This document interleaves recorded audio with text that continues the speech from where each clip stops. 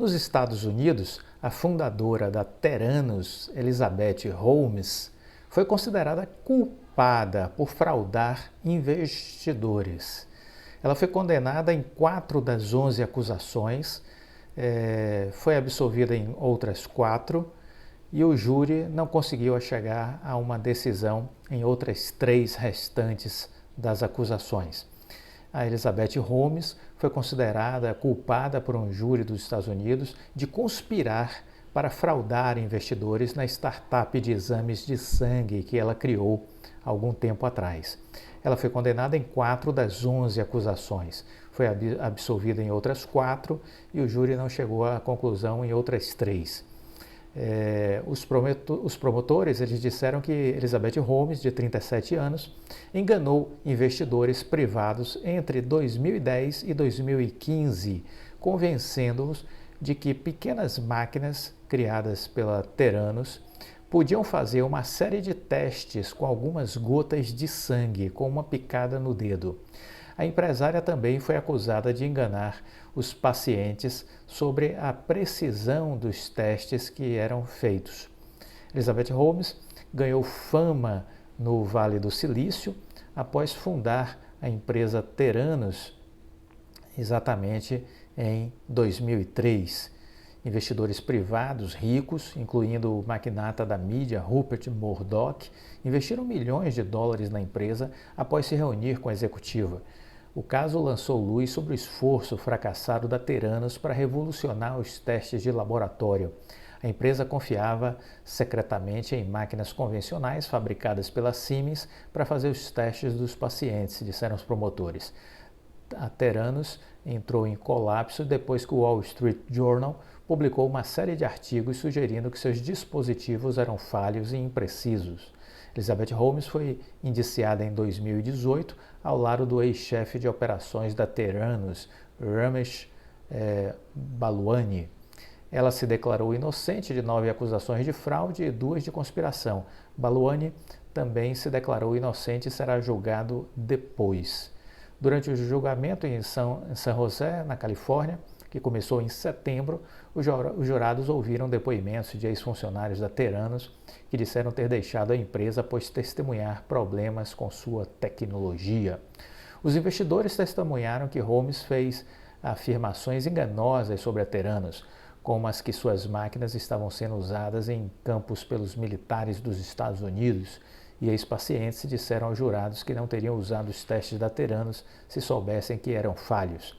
Os promotores disseram que se Elizabeth Holmes tivesse sido sincera com os investidores e pacientes, o empreendimento nunca teria atraído o olhar e o interesse de grandes fundos de investimentos e grandes investidores. Ela escolheu a fraude em vez do fracasso empresarial.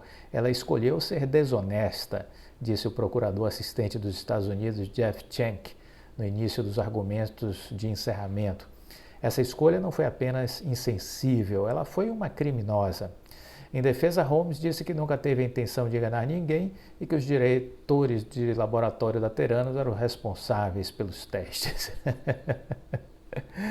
Nos argumentos finais, o advogado de defesa Kevin Downey disse que as evidências não mostram que Holmes foi motivada por uma crise de dinheiro na Theranos, mas sim que ela estava construindo uma tecnologia que mudaria o mundo. Você sabe que ao primeiro sinal de problemas os bandidos ganham dinheiro, mas Holmes ficou, disse Downey. Ela afundou com aquele navio quando ele teve que afundar. Notícia aí da Reuters. E por que eu estou trazendo isso? Para mostrar a vocês que os Estados Unidos é um país maravilhoso. Porque ele lhe dá a oportunidade de você inovar, de você desenvolver novos produtos, construir empresas do zero. E isso consegue acessar mercados, financiadores, investidores. Você pode sair do zero e se transformar numa Apple, numa Microsoft, numa Amazon. Essa é a beleza dos Estados Unidos. Por outro lado, toda vez que você faz algo errado, que você faz uma prática delituosa, enganosa, criminosa, você vai ser duramente castigado. E é isso que me encanta nos Estados Unidos, porque ele é um país que é um exemplo de seriedade, de decência e de moralidade. As coisas erradas, quando são apanhadas, não há choro nem vela, como se diz, entendeu? Se você for olhar, você vai ver que Enron fraudou sua contabilidade para enganar os investidores. Quando isso foi descoberto, seus executivos foram presos, a empresa fechou as portas, bens foram confiscados, a empresa que assinou os balanços fraudados, a Arthur Andersen, desapareceu da área de auditoria, entendeu?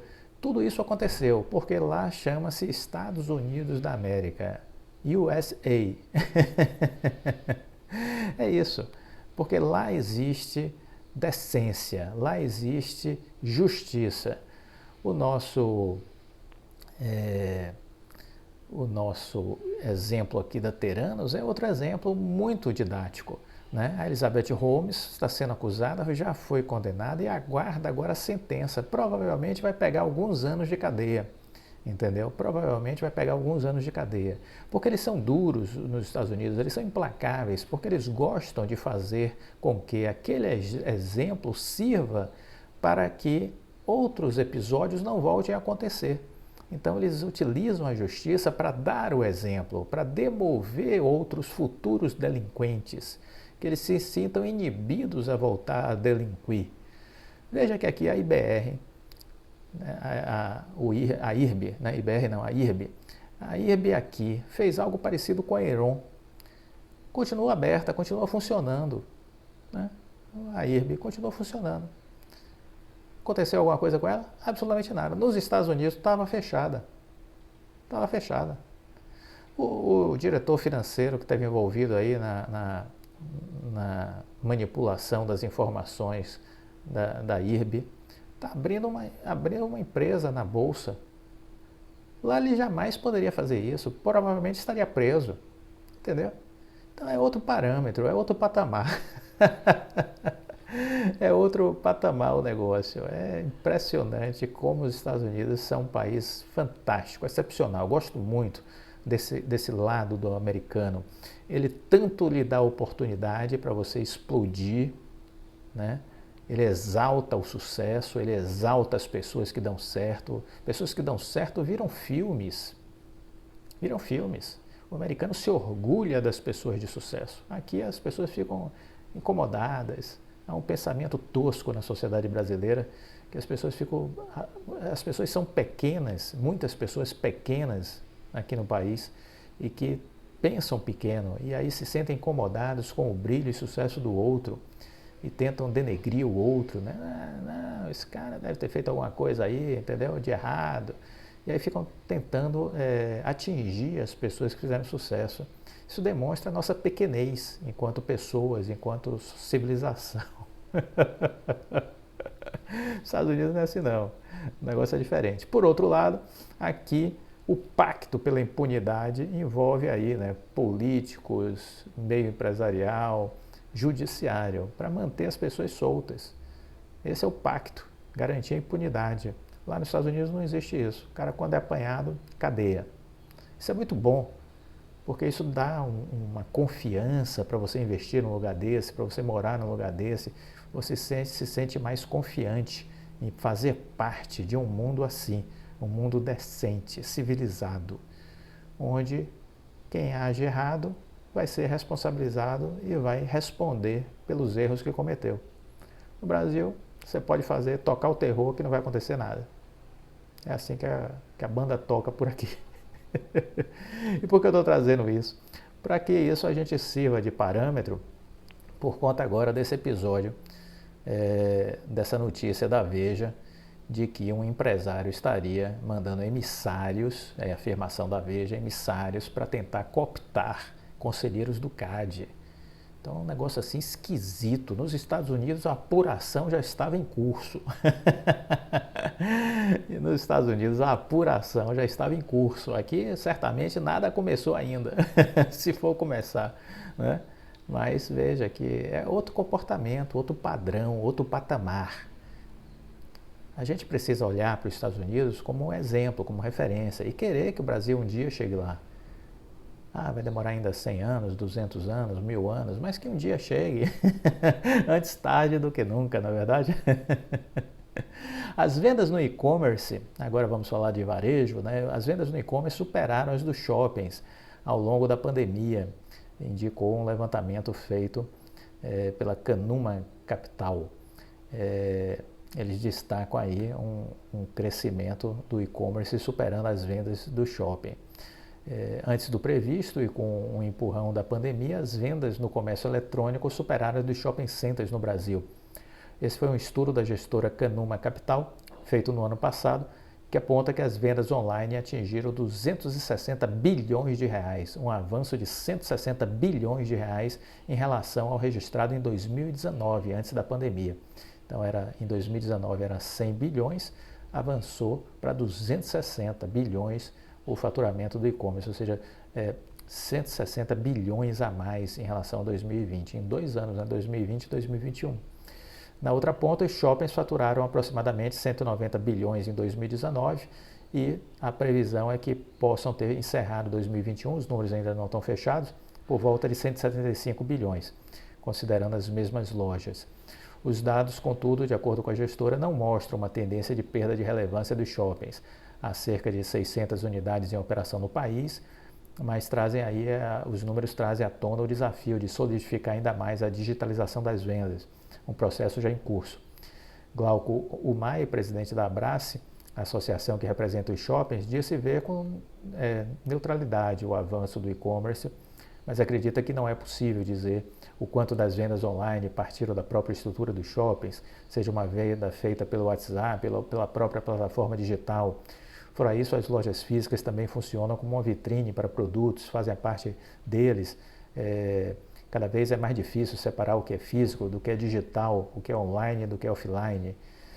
Temos falado muito sobre isso, né? E a Magazine Luiza nos mostra essa estratégia de multicanalidade, o omnichannel, né? É assim que a coisa funciona, o físico e o digital de forma integrada, não é um ou outro, são os dois. A Amaro é uma loja de roupa que surgiu no digital e está abrindo lojas físicas agora no Brasil. A Ginger, da Marina Rui Barbosa, surgiu no digital, está abrindo loja física. A Amazon, nos Estados Unidos, só existia na internet, está abrindo lojas físicas, comprando empresas de lojas físicas. Então, as duas coisas vão caminhar junto, não existe um ou outro. Isso aí foi uma discussão do passado que já está morta. O que existe agora é a junção dos dois. Porque quando você traz o digital para o físico, você potencializa o seu negócio. Isso a Magazine Luiza está nos mostrando a cada trimestre, como é inteligente essa estratégia. É a empresa que tem a melhor ideia de plataforma, de desenvolvimento de negócio baseado em plataforma. Falamos sobre isso na nossa live com a Alceli Barroso. Você assistiu? Da IBM? Se não assistiu, você está perdendo. Então, vai aí no canal, aproveite que ainda está lá gravado para você assistir.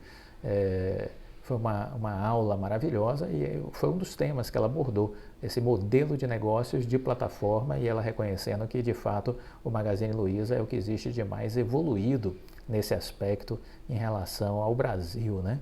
É um modelo maravilhoso, uma grande sacada do Fred Trajano, baseado nos estudos que ele foi fazer, né, sobretudo na China, olhando o que a Alibaba estava fazendo e reproduzindo aqui muito das estratégias que a Alibaba desenvolveu para construir uma trajetória de sucesso lá na China. Então, todos caminham para a multicanalidade. A prova disso é o movimento do varejo nativo digital, abrindo pontos físicos, muitos deles em shopping centers. Segundo o MAI, a compra em si já se tornou atualmente uma commodity, algo que já fez com que os shoppings se ajustassem para serem centros de serviços e facilitadores para a compra por parte do cliente. Pelo levantamento feito pela Canuma Capital, foram utilizados dados dos grupos de capital aberto, incluindo empresas de comércio eletrônico, informações sobre shopping investidos por fundos imobiliários, dados de associações do Instituto Brasileiro de Geografia e Estatística, o IBGE, eles mostram aí um pouco dessas tendências, né, dos números do setor. Os shoppings terão de se reinventar para ter a mesma receita por metro quadrado. Eles vão precisar aí entender que essa penetração do e-commerce ela não é homogênea em todas as regiões do país, e a depender da área, muitos shoppings vão sofrer menos esse efeito competitivo, mas é aquilo também, quer dizer, muito do e-commerce pode estar partindo das próprias lojas físicas, então dissociar o resultado do e-commerce da loja física também é um equívoco, né? Você tem que olhar a marca está promovendo o digital, então você tem que fazer uma combinação de números, né? Porque, vamos supor, a Animale pode estar fazendo vendas digitais a partir de suas lojas físicas, buscando propagar a sua marca no seu entorno. A Cacau Show pode estar fazendo isso, entendeu? Então, a gente precisa ter essa lucidez ao analisar os números. Os dados também mostram que os shoppings tiveram uma perda de cerca de 35 bilhões para o comércio eletrônico. Além disso, os centros de compra perderam mais de 15 bilhões diretamente na área de serviços, com o menor fluxo em cinemas e área de alimentação. Há de se entender também que neste período tivemos aí todas as restrições da pandemia, né? E eu acho que isso é um efeito no resultado dos shoppings, a gente há de lembrar disso, né? Com relação aos desafios, olhando para o futuro, os especialistas do setor acreditam que o fato do comércio eletrônico ter ultrapassado as vendas do shopping não é motivo para preocupação. Os shoppings já estão em rota de atingirem o mesmo resultado pré-pandemia. Agora saiu, né, uma prévia do resultado da Multiplan, superando o período pré-pandêmico. O resultado de fim de ano de 2021 já foi superior ao fim de ano de 2019. Então já mostra uma recuperação, né? Quando as pessoas se sentem mais seguras, elas vão voltar ao shopping, né? O brasileiro tem essa coisa de gostar de ir para shopping, é um ambiente de encontrar as pessoas, tomar aquele cafezinho, ir para o cinema, né? É um local de encontros também, né? Nessa leitura, o shopping center no Brasil ele transcende a um local de compras, porque ele acaba se tornando um grande espaço de entretenimento, incluindo a parte aí de gastronomia, né? E é isso exatamente que vai ditando o ritmo da recuperação.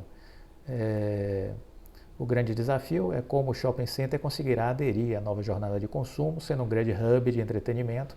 Isso passará pela transformação digital que simplifica a vida do cliente.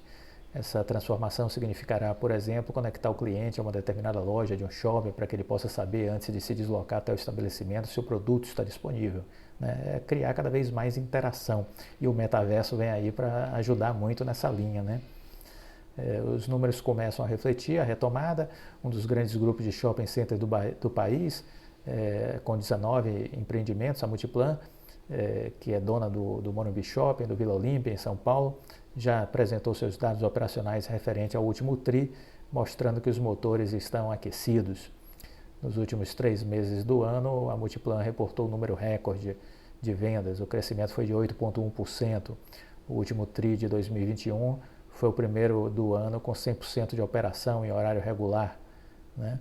E superaram os números do quarto trimestre de 2019. Então, nada assim alarmante. Eu acho que os shoppings vão estar se reinventando, as lojas físicas, as marcas que estão mais fora do mundo digital vão perceber os ganhos potenciais que tem nesse processo de digitalização e vão estar explorando cada vez mais isso. Essa é uma grande virada que a pandemia provocou. Outro dia o Rodrigo Abreu, CEO da Oi, comentou sobre isso, que a pandemia acelerou a digitalização das empresas, né? Então, coisas que demorariam 5 anos tiveram que ser feitas em 12 meses. Então, esse é um aspecto muito positivo, né? Esse acelerar da digitalização. E muito mais coisas vêm por aí, porque a tecnologia não para. Gostou do vídeo? Deixa o like, compartilhe com os amigos, fique com Deus e até a próxima. Tchau!